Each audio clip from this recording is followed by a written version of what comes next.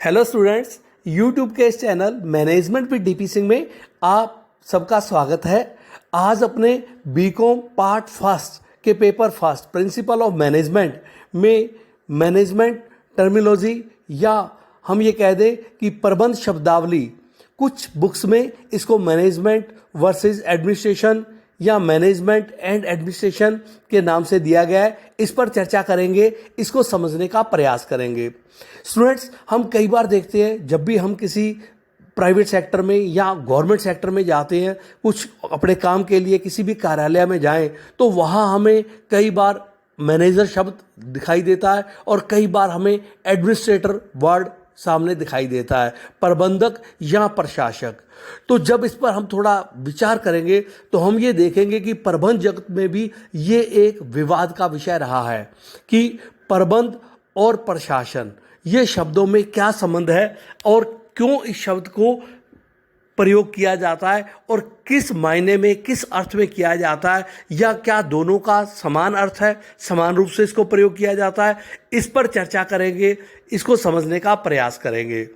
तो स्टूडेंट्स, इसके बारे में जब अपने देखते हैं तो हमें दो बातें दिखाई देती हैं कि प्रबंध जगत के विद्वान इस पूरे विषय पर दो भागों में बटे हुए हैं, या उनके विचारों के आधार पर उनको दो भागों में बांटा जा सकता है, जिसमें एक विचारधारा जिसको अपने अमेरिकन थ्योरी के नाम से जानते हैं और दूसरी विचारधारा जिसे यूरोपियन या ब्रिटिश थ्योरी कह दे, इसे इस नाम से जाना जाता है। तो पहली जो विचारधारा अमेरिकन थ्योरी कह दे या हम उसे अमेरिकन विचारधारा के नाम से भी जानते हैं, या इसे थॉट ऑफ अमेरिकन स्कूल के नाम से भी जाना जाता है। तो स्टूडेंट से अपने चार भागों में बांटकर इस जो मैनेजमेंट टर्मिनोलॉजी है इसको समझने का प्रयास करते हैं, या मैनेजमेंट एंड एडमिनिस्ट्रेशन को समझने का प्रयास करते हैं, जिसमें सबसे पहला आता है पॉइंट, प्रशासन अधिक व्यापक है और उच्च स्तरीय कार्य है। और दूसरा आता है प्रबंध एक सामान्य शब्द है और प्रशासन इसमें सम्मिलित है। इसे अपने यूरोपियन थ्योरी भी कहते हैं या ब्रिटिश विचारधारा भी कहा जाता है। थर्ड इसमें आता है प्रबंध प्रशासन समानार्थ शब्द हैं और इनका प्रचलन भी अलग अलग प्रकार से किया जाता है। और फोर्थ आता है कि प्रबंध प्रशासन ओवरलैपिंग वर्ड है, या अपने कह दें ओवरलैपिंग फंक्शन है, परस्पर व्यापी कार्य हैं। तो आइए इसे विस्तृत रूप से समझने का प्रयास करते हैं। तो फर्स्ट आता है जो अपने पॉइंट अभी देखा कि administration is broader than management, या कहते हैं administration is broader term and a higher level function, जिसे अपने अमेरिकन स्कूल्स ऑफ थॉट के नाम से भी जानते हैं।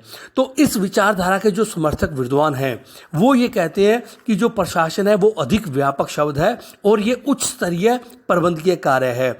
इसके अंतर्गत वो मानते हैं कि जो प्रशासन है वो किसी भी संस्था के उद्देश्यों को निर्धारित करता है, नीतियों का निर्धारण करता है, उनका नियोजन करता है, और दूसरी ओर जो प्रबंधक हैं वो प्रशासन द्वारा निर्धारित उद्देश्यों को, नीतियों को, योजनाओं को क्रियान्वित करते हैं। अर्थात प्रशासन उच्च स्तरीय कार्य है और प्रबंध एक मध्य स्तरीय कार्य है। ये विचारधारा ये मानकर चलती है, या दूसरे शब्दों में ये कहें कि प्रशासन में ये विचारधारा ये मानती है कि प्रशासन सोचने का कार्य करता है और प्रबंध करने का कार्य करता है। इस विचारधारा पर इस बात पर ये विचारधारा आधारित है। और इस विचारधारा के समर्थक विद्वानों में ऑर्डवे टीड, डॉक्टर स्प्रीगल, इसी प्रकार ओलिवर शेल्डन या रॉबिन्सन आदि ऐसे विद्वान हैं जिन्होंने इसके पक्ष में अपने विचार दिए और अमेरिकन विचारधारा को मानते हुए प्रशासन को एक उच्च स्तरीय कार्य और प्रबंध को एक मध्य स्तरीय कार्य बताया। स्टूडेंट्स, दूसरा पॉइंट इसमें आता है प्रबंध एक सामान्य या व्यापक शब्द है जिसमें प्रशासन सम्मिलित है, जिसको अपने अभी कहा था यूरोपियन या ब्रिटिश ये विचारधारा है। या ये कह दें management is a generic term and including administration, और इसको कह दें यूरोपियन और ब्रिटिश स्कूल्स ऑफ थॉट। इस विचारधारा के जो समर्थक विशेषज्ञ हैं, विद्वान हैं, वो ये मानते हैं कि प्रबंध एक व्यापक शब्द है और प्रशासन इसके अंतर्गत सम्मिलित होता है। प्रबंध एक व्यापक शब्द है जिसमें नियोजन, संगठन, समन्वय, निर्देशन, नियंत्रण ये सारे कार्य आते हैं। और दूसरी ओर प्रशासन इन नीतियों, योजनाओं के क्रियान्वयन से संबंध रखता है। तो ये विचारधारा ये मानती है कि जो प्लानिंग है, ऑर्गेनाइजेशन है, डायरेक्शन है, कंट्रोल है, कोऑर्डिनेशन है, ये सारे कार्य प्रबंधक करता है। उद्देश्यों का निर्धारण प्रबंध करता है, नीतियों का निर्धारण प्रबंध करता है, योजनाएं प्रबंध करता है और प्रशासन इसका क्रियान्वयन करता है और उसके उद्देश्यों की प्राप्ति करता है, उन नीतियों का पालन करता है, उन नियमों का पालन करता है, उन नीतियों को लागू करता है, उन सीमाओं में रहकर कार्य करता है जो प्रबंध द्वारा निर्धारित की जाती हैं। और इस विचारधारा के समर्थक विद्वानों में हम EFL ब्रीच, किम्बाल एंड किम्बाल आदि विद्वानों को सम्मिलित करते हैं।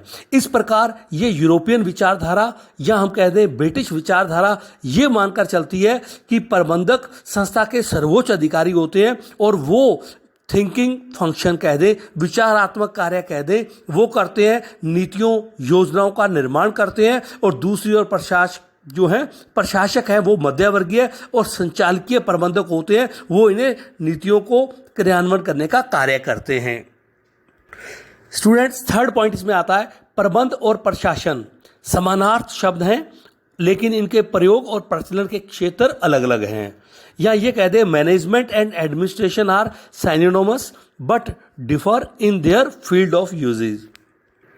इस विचारधारा के समर्थक विद्वानों में हेनरी फ्योल वैज्ञानिक जगत से संबंधित है, न्यूमैन, अर्नेस्ट डेल, मैकफारलैंड या हम कुंज एंड ओडोनल, टेरी आदि विद्वान आते हैं जो ये कहते हैं कि प्रबंध और प्रशासन जो है ये समानार्थक शब्द हैं, इनके पर्यायवाची है और लेकिन इनके प्रयोग में भिन्नता है। वास्तव में इनमें कोई स्पष्ट अंतर या बड़ा अंतर नहीं है, लेकिन इनको अलग अलग जगह पर अलग अलग प्रकार से प्रयोग किया जाता है। इसके संबंध में हेनरी फ्योल ने अपनी प्रसिद्ध पुस्तक जनरल एंड इंडस्ट्रियल एडमिनिस्ट्रेशन में ये बात कही थी कि ये कहना बहुत कठिन है कि कौन सा कार्य प्रबंधकीय है और कौन सा कार्य प्रशासनिक है।